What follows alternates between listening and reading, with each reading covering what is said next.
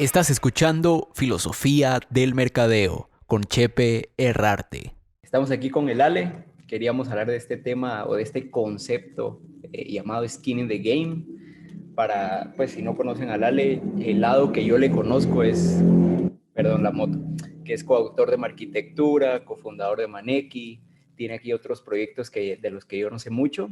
Y ahorita veo que estás bastante activo con el tema del ALE descentralizador y el curso que acabas de sacar, pues que ya es como más, no es que acabas de sacar, pero es más público ahora, creo yo. Eh, entonces, tal vez solo contame un poquito de cómo va esto del ALE descentralizador y luego pasamos ya de lleno a Skin in the Game, ¿te parece? Pues sí, Virgo, buena onda por invitarme, siempre es un gusto hablar con vos. eh, y ahora en estos experimentos como Clubhouse me parece también interesante. Y buena banda esa t-shirt, man. Eh, Me llega Royal Blood. Pues mira, el Ale descentralizador nació como o sea, honestamente siempre había querido hacer dinero de la filosofía y de la psicología. Em, Entonces me pregunté cómo hago para que me paguen por lo que me gusta hacer. Eh, y la tecnología, creo que me apalanqué de tecnología en un momento donde ya se puede.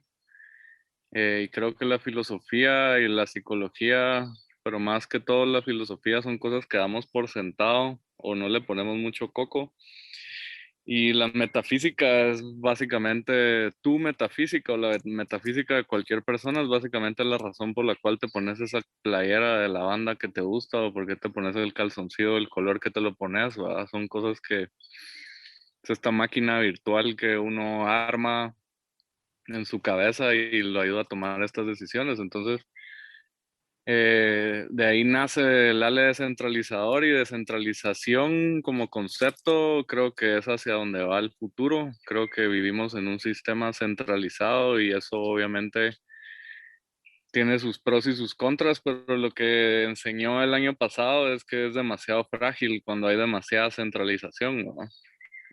Un ejemplo práctico de eso es cuando vos dependés de la banca central y no de store of value como Bitcoin o como Ethereum o como lo que puede llegar a ser el blockchain. La inflación y la deflación de una moneda en un momento de pandemia se vuelven un tema, las cadenas de suministro se vuelven en un tema, entonces la globalización, que era el sueño de opio que iba a llegar el mercado libre, se ve afectado por un evento que, más allá que lo querramos ver si es una conspiración o no, eh, el tema es, se demuestra lo frágil que es. Entonces creo que hoy más que nunca, el símbolo que yo uso es el mar, y lo que yo uso para representar la simbología de la metafísica son las tablas de surf. Hoy más que nunca se necesitan esas tablas, ¿no? Porque nos dimos, por lo menos yo no sé si nos o me di cuenta que no necesariamente estábamos en tierra firme y que en cualquier momento lo aleatorio de la realidad, eh, lo random, como diría Nassim Nicolás Taleb, te mete una cachetada y te das cuenta de que los planes lineales que tenés en tu cabeza solo son narrativas que está bien que uno las tenga, pero con la conciencia de que las tenés que reajustar todo el tiempo y que todo el tiempo tenés que estar iterando. Entonces, el ALE descentralizador es eso, pues, o sea, empezó como como todo lo que yo hago, un experimento. Lo que hice fue condensarlo en un curso conforme, o sea, que son casi 20 años de estar leyendo y acumulando información y experimentando, ¿va? Eh, y más que leyendo y acumulando información, es poniéndola en práctica, pues. Entonces, creo que tenía esta teoría de que uno puede tener una existencia totalmente distinta a la que nos vendieron. Previo a la pandemia yo tenía estas discusiones con mi hermano y con amigos, pues con vos también las hemos tenido como más recientes, pues, pero como que para mí la pandemia me ayudó o sea, reafirmar esos pensamientos, ¿no? O O sea, puedo tener una vida totalmente distinta, puedo existir, puedo entender que la acumulación de riqueza tiene que ver más con cuántos segundos tenés disponibles al día que cuántos centavos tenés disponibles, ¿no? O sea, porque entre más segundos tenés al día, si tu interés es generar centavos, vas a tener más posibilidades de generar centavos. Si cambias la pregunta, ¿cuánto dinero necesito generar para vivir como quiero? ¿A cuántos recursos puedo generar? ¿Y cuánto me tengo que acoplar para poder tener una existencia totalmente acumulativa en tiempo? El giro es totalmente, es un pensamiento octagonal, es un pensamiento totalmente afuera de ni siquiera del cuadrado, pues es ya más multidimensional en el sentido de las posibilidades que puedes generar. O sea, creo que la acumulación de riqueza post pandemia es totalmente otro concepto, o debería de convertirse en otro concepto. Entonces, que eso se linkea con lo del tema de skin in the game. O sea, al final skin in the game, hasta qué punto es tener la piel en el juego en tu propia existencia, pues. O sea, estamos como navegando medio muertos y medio dormidos, persiguiendo, persiguiendo zanahorias, que los tenis Nike, que el nuevo celular, que persiguiendo zanahorias materiales para calmar una ansiedad que es un vacío que no se logra llenar precisamente porque nunca se va a llenar de esas cosas, ¿no? Entonces, el concepto de skin in the game como desde un punto de vista de, o sea, skin in the game ha existido desde que el tiempo es tiempo. A lo que hizo Nassim Nicolás Taleb es traerlo otra vez al siglo XXI y como él dice, o sea, cualquier concepto que dura, que, o sea, un concepto mucho más viejo que perdura en el tiempo como el tenedor, por ejemplo, puedes predecir que va a seguir existiendo. O sea, tiene muchas más probabilidades de seguir existiendo que Instagram, pues. O sea, el tenedor es una herramienta que tiene muchas más probabilidades de existir en el futuro que Instagram y puedes hacer esa predicción porque tiene siglos de existir, ¿verdad? Y nadie ha iterado a una cosa mejor que el tenedor.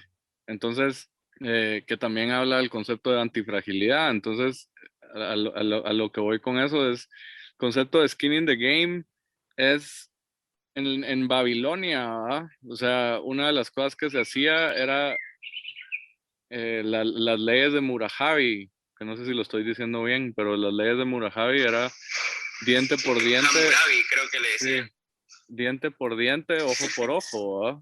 O sea, había una ley en específica que sale en el libro también, que era si un arquitecto construía la casa de alguien y esa casa se caía y mataba a las personas que estaban adentro, el castigo a esa persona era lo mismo. O sea, lo mataban a él y mataban a su familia.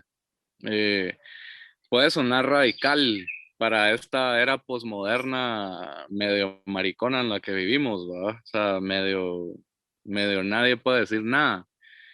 Pero lo que tiene valioso el concepto es que si vos estás haciendo una casa con ese mindset, tu enfoque va a ser totalmente distinto a que si estás haciendo esa casa para sacarle dinero a la otra persona, que es lo que pasa en un mundo como en el que vivimos ahorita, donde no necesariamente hay skin in the game, ¿verdad? En el mundo de las agencias de publicidad, que son cosas que vos y yo conocemos, de las cuales yo decidí alejarme, ¿verdad? O sea, no hay skin in the game. O sea, por eso es una de las cosas cuando yo logré visualizar eso, es, vos te puedes sentar a decirle a un cliente, mira, hace X o hace Y, sí, pero no es tu flujo el que está siendo utilizado para hacer esos experimentos. Entonces el skin in the game no existe. Entonces estás haciendo gimnasias mentales sin tener piel en el juego, que es lo que yo empecé a entenderlo cuando me volví en emprendedor, cuando empecé a poner pisto y empecé a perder pisto. Y me di cuenta que no eran tan geniales mis ideas, ¿me entendés? Entonces empezás desde un ángulo mucho más humilde porque te empieza a pegar realmente a vos, ¿verdad? Y te empieza a afectar de una forma donde corre sangre, pues, y por eso es que siempre me ha llamado la atención de que haya traído Taleb esto ahorita, porque me parece súper importante, ¿verdad? Después de lo que pasó en el 2008 con la crisis inmobiliaria en los Estados Unidos, que si Estados Unidos le da pulmonía, si a Estados Unidos estornuda, al resto del mundo le da pulmonía.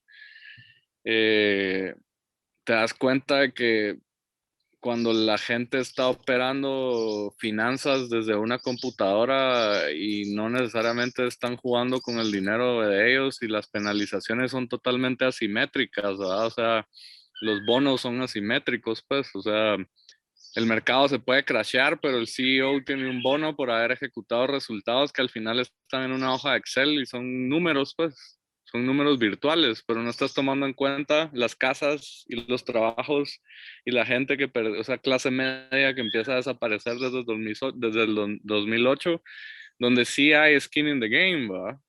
Entonces, eso es lo que me parece interesante del concepto y después de la pandemia se vuelve todavía más potente ese concepto porque estamos en manos de una cabal de lords tecnológicos, ¿verdad? O sea, básicamente el mundo fluye a través de la información y la información es dominada por Facebook, Google, Amazon, Apple y algunos en China, pues. Mm, no, pero me parece metiste varias cosas que yo quería preguntar en el camino y probablemente profundicemos.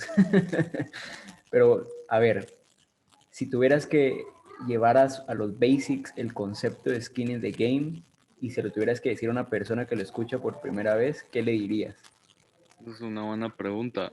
O sea, skin in the game es, si se lo tuviera que explicar a alguien por primera vez, es, ok, vos no tenés, o sea, por ejemplo, digamos que esta persona no tiene hijos y yo la veo regañando al hijo, a mi hija. Entonces yo le diría, ok, ese es un ejemplo de skin in the game. Vos no sabes cómo tenés que regañar a mi hija, ni por qué, ni el tono que tenés que usar, porque no tenés hijos. Entonces no tenés el derecho de hacerlo. No hay skin in the game, ¿va? Si lo querés llevar a un punto financiero es, ok, vos me querés decir cómo tengo que organizar mis finanzas y cómo puedo hacer más dinero. Yo no recibiría consejos de alguien que no tiene más dinero que yo o que no es un mejor empresario que yo. O sea, es como que te pongas a recibir consejos de CrossFit de alguien que no hace CrossFit, pues. ¿Sabes que deberías de hacer ejercicio así? Sí, vos lo haces, no, ok, show, va. O sea, no, gracias. Sí, Porque es lo que estábamos hablando, vos lo tenés con tus clientes ahora con lo que estás haciendo. O sea, vos no le puedes decir a alguien que haga algo en el que está corriendo un riesgo financiero cuando vos no lo estás corriendo. O deberías encontrar una ecuación donde vos también lo corres, ¿va? sí. Ahí es donde se pone interesante en el lado de, como externos a una empresa, se pone interesante el juego bueno, yo soy bueno, por ejemplo, en el lado de finanzas, o yo soy bueno en el lado de comunicación, o yo soy bueno en el lado de servicio al cliente. Pero más allá de dar solo la consultoría o dar solo como el plan, si en ese proceso de implementación se puede poner skin in the game, se vuelve más interesante, ¿no? Porque si sí le pegas y empiezas a tener resultados, empiezas a tener resultados vos también y al final te conviene eso. Si no le pegas y empiezas a perder plata, tendrías que de alguna forma también estar perdiendo plata vos si estás poniendo skin in the game. Y entonces creo que ahí se pone muy interesante el juego de terceros. Eso es el ideal. Yo creo que hacia eso deberían ir los modelos de negocio de servicios, ¿verdad? Por ejemplo, consultorías. O sea, una de las Sí. cosas que critica mucho Taleb en el libro y en general, ¿verdad? Que le tira mucha hacha es a la gente. O sea, él tiene una frase que tuitea que la retuitea muy seguido, que dice, hoy que es quincena, todos los empleados deberían de estar agradecidos ante un altar por el emprendedor que está corriendo el riesgo por el cual están recibiendo un cheque. Mm, Es bien, es bien duro lo que dice, ¿verdad? Pero es cierto. O sea, en el sentido de, vos estás en una zona cómoda cuando sos empleado. Yo he estado en esa zona cómoda y se dan mucho estas pláticas de la empresa debería hacer esto y que deberían hacer lo que yo. Sí, pero vos no estás corriendo los riesgos. Entonces, hablar en el éter es bien fácil. es muy fácil hablar pendejadas, pero cuando cada decisión, desde un punto de vista financiero, cuando cada decisión pega en el bolsillo y es en tu bolsillo, es donde los riesgos empiezan a ser vistos desde otra perspectiva, ¿verdad? Eso no quiere decir que no haya que correr riesgos, eso no quiere decir que no haya que innovar, eso no quiere decir que no tengas que ser creativo, pero lo que quiere decir es, tenés que tener más conciencia de tus palabras y de lo que decís, y si estás asesorando, solo estás transmitiendo ideas y deberías de encontrar un ángulo en el que esas ideas se pongan a prueba y que te den más de lo que te darían por un fee o menos de lo que, o en o el caso contrario, pero que haya que sea mucho más simétrica la ecuación, ¿no? Mm, El tema de las simetrías también es un tema que me parece muy interesante, porque justo cuando empezás a ver el concepto de skin in the game en diferentes áreas, empezás a ver estas o simetrías o asimetrías, ¿va? ¿Cómo crees que uno puede empezar a visualizar esas simetrías en el día a día? Por ejemplo, una asimetría es la madre naturaleza es asimétrica. O sea, nosotros no tenemos una relación simétrica con la naturaleza, sino es asimétrica, porque cuando, por ejemplo, ahorita lo que está pasando con los incendios en el volcán, ¿no? Eh, no lo podés controlar, entonces empieza a haber según vos estás en una relación simétrica, de la noche a la mañana se vuelve en una relación asimétrica, que es lo que, eso no es un ejemplo tan claro de lo que él llama un cisne negro, ¿va? Es eso que sucede que no lo podés predecir, pero que tendrías que ser lo suficientemente antifrágil para poderlo pasar, ¿va? Porque la antifragilidad lo que hace es que te vuelve mucho más fuerte y aprovechas el caos a tu favor. Pero cuando estás en una cadena por ejemplo, cuando estás en una cadena de suministros global y hay un cisne, que él a la pandemia le llama cisne blanco, que después podemos ver ese concepto, pero para el ejemplo, si eso lo llamamos un cisne negro, que es algo que no podíamos predecir, y vos estás, digamos, y tenés tu negocio y lo estás llevando al filo, ¿verdad? O sea, todo el tiempo estás saliendo hacia el filo y de repente ya no tenés flujo, se cae el ejercicio versus si vos tenés un bumper todo el tiempo, donde estás acumulando y acumulando y acumulando, entonces viene un cisne negro y la antifragilidad que tenés en ese momento te permite maniobrar o iterar o moverte o ser lo suficientemente flexible como para aprovecharte de ese caos, ¿no? Entonces, eso es la naturaleza es asimétrica, ¿no? ¿Qué onda? Sé que estás muy entretenido y entretenida escuchando este episodio de Filosofía del Mercadeo, pero quería tomarme un tiempito para contarte quién soy y qué hago y tal vez así hacemos crecer este espacio, ¿no? Mi nombre es Chepe Herrarte, soy director creativo y terapeuta de marca y te invito a entrar a terapiademarca.com para conocer más a detalle sobre esta práctica consultiva que hago, en donde básicamente ayudo a las marcas a ser relevantes siendo auténticas a sí mismas.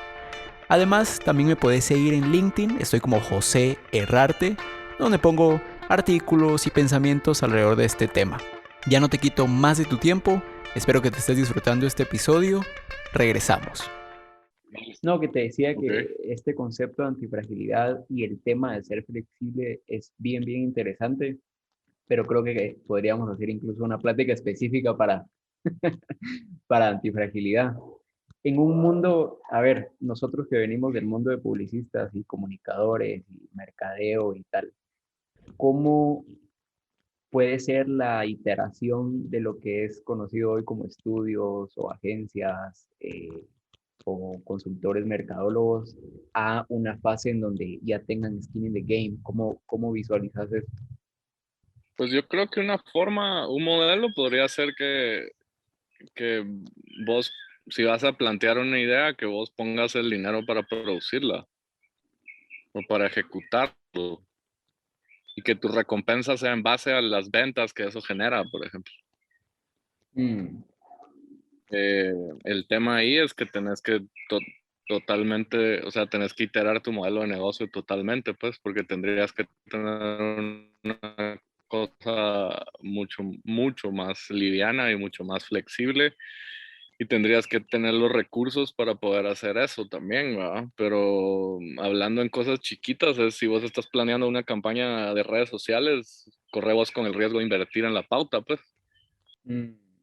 Sí, no, y es que es bien interesante ver este lado, porque muchas veces es, bueno, ¿cuánto es el presupuesto? Y ahí estaba, gásteselo. Y es el dinero del otro. Sí, y aquí, a ver, tal vez me gustaría ponerme en un contexto de alguien que está empezando, digamos, alguien que está empezando como comunicador o que está iniciando su carrera, no sé. Es un poco complejo que este personaje hipotético ponga skin in the game, porque está empezando, ¿no? eh, Cómo es ese camino en donde está empezando, está aprendiendo, está conociendo, hasta un momento donde ya es capaz de tomar estos riesgos. Pues tendrías que hacer bien tus costos de lo que significa estar empezando y bajar tu nivel de vida a eso y tener un modelo donde ganes en base a lo que generan en lo que tus ideas generan de ganancia para ese negocio. Mm, O sea, eso puede ser una forma, pues, porque no tenés techo, ¿va? sí, O sea, y vos crees que tu idea es lo suficientemente buena como para poder generarle ganancias a ese negocio, que es básicamente lo que el negocio está buscando, ¿verdad? O sea, si vos arriesgas con ese negocio, vas a tener una relación simétrica con ese cliente. Porque cuando ese cliente te está pagando a vos un fee, estás en una relación asimétrica. podrías profundizar con el tema de fee y relación asimétrica para poder entender más ese concepto. Sí, por ejemplo, hay un cliente A y un proveedor X. El proveedor X cobra $1,000 al mes, por ejemplo. El cliente A está pagando todos los meses eso. En un estado de resultados, eso va a ser un gasto, ¿va? Eh, entonces estás en una relación asimétrica, porque no importa lo que suceda, no importa lo que le suceda al cliente, vos estás recibiendo todo el tiempo esos $1,000. El proveedor X está recibiendo esos $1,000. Si le va bien o le va mal, estás recibiendo esos $1,000. Tenés un cap, ¿va? Tenés un techo. O sea, lo que podés generar con ese cliente en 12 meses son $12,000. Versus si lo que vos decís, ok, mis costos son $300 y voy a tener un porcentaje de lo que generemos, voy a tener un porcentaje Y en lo que generemos y ya no tenés un cap, el techo se elimina y vos vas a estar más enfocado en resultados y la relación se vuelve asimétrica porque tenés que tener acceso a información, ¿no? Mm, sí, Esa es la otra cosa, pues, o sea, ahí es donde empieza a haber una simetría en el sentido de la información, ¿verdad? Porque no estás necesariamente navegando a oscuras, pues, sino estás vos participando y hay una simetría en la información, hay una simetría en la comunicación y por ende dejas de ser un consultor y te volvés en parte del negocio, ¿no? y es que es muy interesante esto cuando dijiste hay una simetría en la información, porque muchas veces, o por lo menos lo que yo he percibido desde el lado de la experiencia de agencia, es que no se sabe exactamente qué está haciendo el cliente, pues está haciendo lo que te están diciendo que tienes que hacer, ¿va? Pero si eso va a tener o no resultados, desde el lado de la agencia se queda en una métrica visual, pues, que al final cuando ya se puso en prácticas no sabes si sí tuvo o no tuvo, te dicen como eh, ciertos comentarios subjetivos, pues, que estuvo bonito, nos fue bien, pero no tienes un acceso a esa información tal cual. De acuerdo, y eso creo que no es, por eso es que te digo que no hay una relación simétrica en la información, porque vos sos un proveedor que hace algo y ese algo no sabes qué efecto tiene, entonces o sea, tampoco estás aprendiendo de vos mismo, ¿no? O sea, porque la subjetividad O sea, el problema de la subjetividad es que toda la visión, las visiones de todos, o sea, las visiones de todos en conjunto, en colectivo, las visiones humanas son subjetivas porque cada uno está viendo la realidad desde su ángulo, pues, y desde su contexto. Entonces se vuelven una interpretación de la realidad. Pues los números a la larga son lo más cercano a poder tener una visión objetiva de lo que está sucediendo, pues es una tecnología que nos ha acercado a ser menos subjetivos, ¿verdad? Entonces, pero otra vez, también tu mindset tiene que cambiar porque no sos solo un comunicador, sino que también deberías de tener skills de números, pues, y de análisis de números y de... Entonces también vas aprendiendo porque lo lindo de la simetría es que es un feedback loop positivo en ambos lados, ¿verdad? O sea, vos también vas aprendiendo de si estás asesorando a alguien que vende tenis, ¿verdad? Estás entendiendo cómo funciona ese negocio y por ende estás adquiriendo conocimiento para tu negocio, pues. O sea, yo no conozco mucha gente de la industria de la publicidad que sepa de estados de resultados o de balances generales o de flujos de caja o de flujos de efectivo o de inversiones, pues entonces eso en la medida que lo vas conociendo te vas poniendo los zapatos del cliente y te vas volviendo más ágil para poder vender también, ¿verdad? O sea, se vuelve en una relación otra vez simétrica, en una relación de proveeduría, está totalmente en una relación eso es peligro. No sos indispensable, ¿verdad?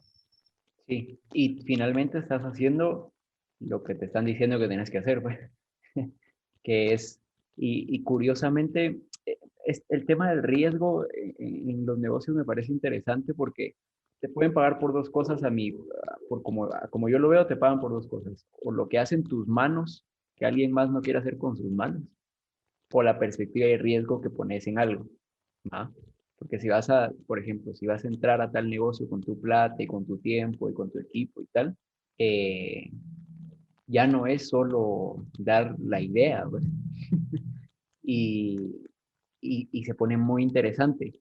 A ver, si por ejemplo, ahorita hay alguien que está empezando en el mundo de la comunicación y está escuchando esto y se queda así como, puchi, ¿verdad? ¿Cómo así que yo también tengo que saber de números y yo estudié para ser diseñador gráfico? ¿Qué le dirías a esa persona? Que creo que un skill básico de sobrevivencia es saber de números, pues. O sea, un skill básico en la jungla capitalista en la que existimos, creo que tenés que saber hacer un presupuesto, pues, saber cuánto vale tu hora de trabajo, pues. O sea, hay Naval Ravikant, que es alguien que también está muy en el mindset de Taleb, es como, él dice, eh, todo lo que esté arriba, todo lo que esté por abajo de tu hora de trabajo lo tenés que outsourcear. Sí, Tenés que, hay una diferencia entre rentar tu tiempo y vivir de lo que puedes generar en base a tus neuronas, ¿no? Entonces, alguien que está empezando y, por ejemplo, es diseñador gráfico, una de las cosas que yo diría es, tenés que tener por lo menos conocimientos básicos de cómo administrar tu negocio, porque aunque seas un freelance, es un negocio, pues. Eh, exacto. Sí. y yo, antes de cualquier cosa, sobre todo post pandemia, o sea, yo miraría que un sueldo para mí es lo mismo que alguien que está juqueado con la heroína, pues. Eh, Mm. un ¿Podrías sueldo, profundizar en eso? ¿A qué te referís? o sea, un junkie de heroína es una analogía de lo que es alguien con un sueldo. O sea, vos con un sueldo nunca vas a generar riqueza. O sea, eso es una cosa básica. O sea, con un sueldo nunca vas a generar riqueza porque tenés un tope. Y probablemente si te va bien, te van a ir subiendo el año lo que sube la inflación. Eso si estás con alguien más o menos ético, ¿va? Eh, y aunque ganes un chingo de plata, igual estás rentando tu tiempo, pues. O sea, yo no estoy Mm. diciendo que eso sea bueno o malo, simplemente es, ¿va? O Sí. sea, es una decisión si uno es lo que quiere hacer es eso o no, pero para mí es lo mismo que estar juqueado a una droga, pues, porque entonces dependes de eso al mes, no tenés libertad y tampoco tenés voz ni voto, pues. Y creo que es un derecho de piso que todos tenemos que pagar, pues, o sea, todos tenemos que tener esa experiencia, pero yo no recomendaría vivir tu existencia de esa forma, pues, o sea, creo que la libertad no es necesariamente poder comprarte las cosas que querrás y poder salir los fines de semana a ventilarte porque estuviste atrapado en una oficina de 9 a 5, pues, o sea, creo que eso es una jaula de oro, ¿va? Eh, Mm, entonces, desde mi perspectiva, por eso es que yo empujo tanto el emprendimiento, porque para mí esa es la forma, esa es una forma de salir de la Matrix, ¿no? Eh, porque, pues en el caso, en mi caso, yo decidí no ganar tanto, pero tener más segundos, pues. mm, Eh, y eso me ha permitido poder ver más oportunidades y aprovechar más oportunidades y ser más flexible, ¿verdad? sí. Eh, entonces, desde mi experiencia, yo sí lo puedo decir desde la experiencia, o sea, yo prefiero tener segundos y no tener centavos, pues. Y hay una cosa que dijiste que me resuena mucho y es algo que yo siempre discuto con mis amigos, pues los que sí siguieron en el lado de la universidad, y es que ellos tienen como este concepto de, me salió un freelance, tengo un freelance ahorita, estoy haciendo un freelance. Y, y bueno, por un lado, obviamente, yo estoy alegre que tengan proyectos, pues, pero por otro lado, siempre los debato y les digo, bueno, pero es que si para mí el concepto de freelance es una persona que le da su talento a una agencia o a un estudio para un cliente. Pero si este amigo le está vendiendo directamente a un empresario que tiene 10 empleados ahorita, para mí ese es un negocio haciendo negocio con otro negocio.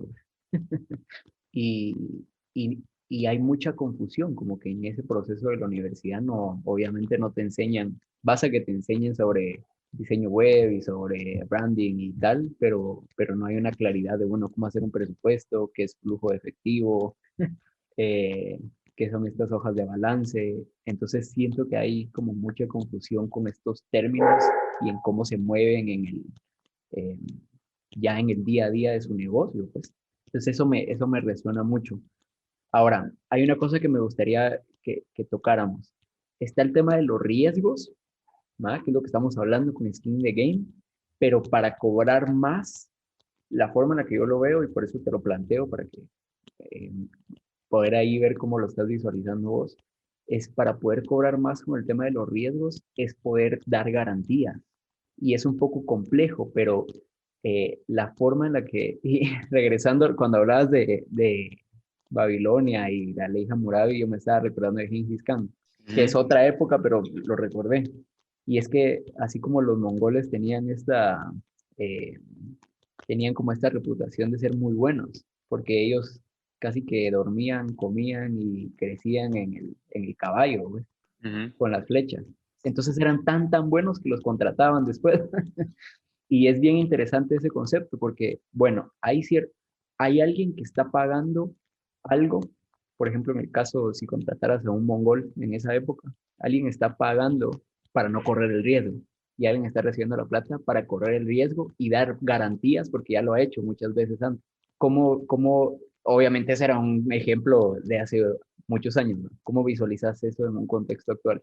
Es que es buenísimo el ejemplo porque es que el mongol que está siendo contratado en base a su experiencia de haber crecido en el caballo y haber disparado flechas y haber estado en batallas, él está poniendo el pellejo, pues. O sea, el hecho de que lo estés contratando es porque ha sobrevivido X cantidad de batallas y se vuelve un mercenario precisamente porque tiene la experiencia de estar en el campo de batalla y esa experiencia es skin in the game, ¿va? O sea, Mm, es que no es lo mismo estar en una computadora desde el 10º piso de un edificio a estar recibiendo espadazos, pues, ¿va? Eh, y yo creo que es otra vez, ¿va? O sea, o sea, a la larga es bien fácil estar recibiendo órdenes y estar ejecutando órdenes, pues, o sea, es fácil, porque no, pues, o sea, creo que el 90% de la fuerza laboral cae en un cinismo inconsciente, ¿verdad? Porque estás recibiendo ese sueldo y vale madres que pase, pues. Porque también tenés una opacidad en la información, pues no sabes qué está pasando a nivel de la empresa, pues. Entonces, el mongol sí sabe qué está pasando, sí sabía qué está pasando, porque está viendo, se está dando riata con el ejército X, ¿va? O sea, y darse riata con el ejército X implica que hay una guerra, y esa guerra implica que lo más probable es que sea territorial, pues.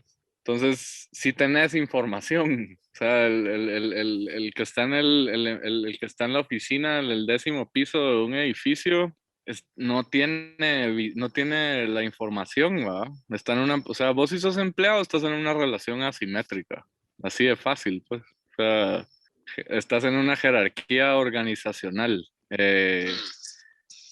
Yo creo que o sea, mi forma de llevar una estructura de empleados, por ejemplo, pues a mí me parece más interesante un sueldo base y resultados, pues. Como comisiones. Ajá, o sea, Mm, porque entonces tenés a la persona más enganchada con lo que está haciendo, pues, y también estás compartiendo la riqueza desde una perspectiva jerárquica. Pero como vivimos en un sistema capitalista en el cual las utilidades se hacen en la medida que no le pagas lo que le deberías de pagar al grupo que lo está sí. ejecutando, eh, se vuelven una cosa más compleja, pues, pero por eso creo que también, como decíamos al principio, para estar en una estructura de skin in the game, donde hay un reconocimiento transversal a la ejecución de lo que se vaya a hacer, es otro mindset. O sea, no creo que lo puedas hacer con el mindset clásico de cómo se arma una empresa, pues.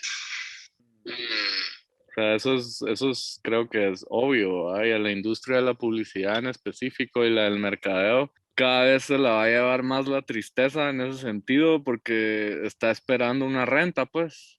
Sí, y creo que justo Taleb tiene su frase, ¿va? De rent seekers. ¿A qué se refiere ese concepto? Es que un rent seeker es un CEO que está con un sueldo y una bonificación por resultados a final de año y básicamente lo que tiene que hacer es controlar una hoja de Excel.